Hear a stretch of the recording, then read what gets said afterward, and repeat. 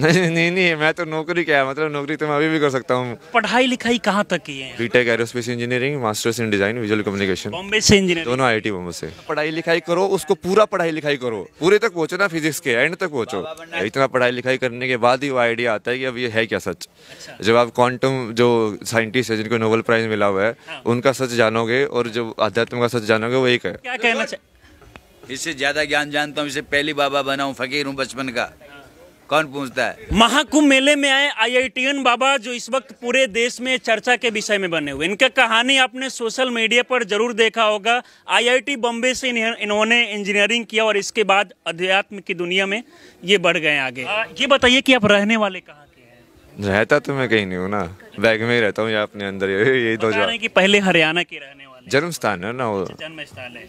आप पढ़ाई लिखाई कहाँ तक की है? पढ़ाई लिखाई मास्टर्स तक किया है, BTech aerospace engineering, masters in design visual communication, Bombay से इंजीनियर, दोनों आईआईटी बॉम्बे से। अच्छा। इतना पढ़ाई लिखाई करने के बाद भी आपके मन में आइडिया कहाँ से है कि मुझे साइंस को छोड़कर अध्यात्म की दुनिया में? वो सवाल उल्टा है, इतना पढ़ाई लिखाई करने के बाद ही वो आइडिया आता है कि अब ये है क्या सच। जब आप क्वांटम जो साइंटिस्ट है जिनको नोबेल प्राइज मिला हुआ है, उनका सच जानोगे और जो अध्यात्म का सच जानोगे वो एक है। तो उसने भी तो वही किया ना, पढ़ाई लिखाई करके पहुंचा ना वो सत्य तक। तो पढ़ाई लिखाई करके तुम उसी सत्य तक पहुंच रहे हो।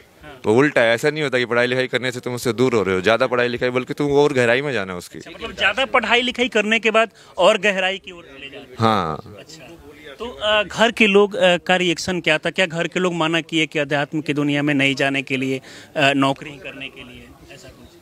नहीं, मैं तो नौकरी क्या है, मतलब नौकरी तो मैं अभी भी कर सकता हूँ। तो काम जैसे होगा वैसे हिसाब से करेंगे ना। समझ नहीं रहे हो आप यार। तो वो अलग चीज़ है, वो तुम कर्म के हिसाब से देख रहे हो, कर्म के हिसाब से नहीं है, वो वैराग्य के हिसाब से कि तुम्हारे अंदर तुम उस चीज़ को, जैसे बहुत सारे ऐसे जैसे गुरुजी भी है, ये हैंडल करते हैं ना सब लोगों को, मैनेज भी करते हैं, पैसे भी, ये सब भी करते हैं। तो क्या वो अब संसार में आ गए? वो संसार में नहीं आए ना, बट वो कर रहे हैं ना, वो कर्म भी काम करना पड़ता है ना।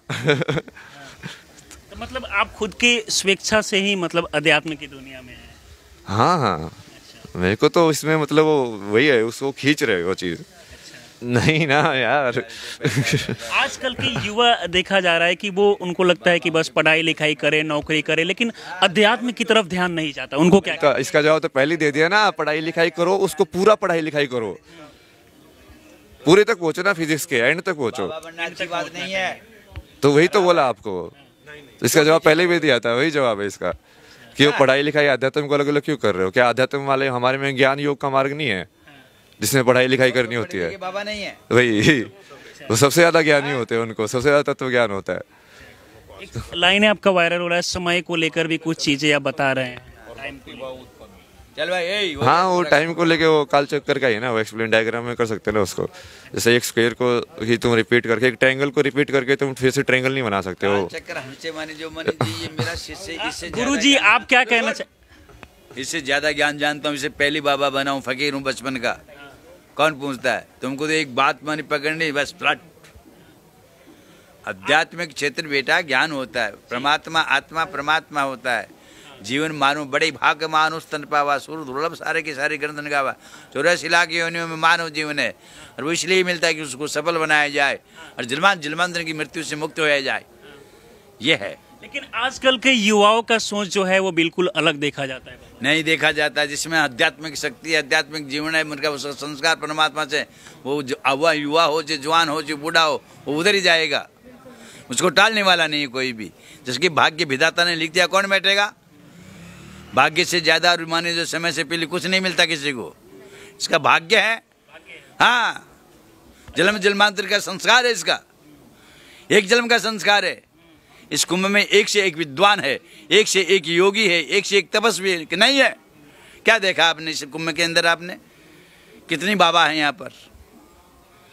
तो हाँ, तो ये सा है ना, अभी वायरल हो गया तो तुम सब पीछे बढ़ गए।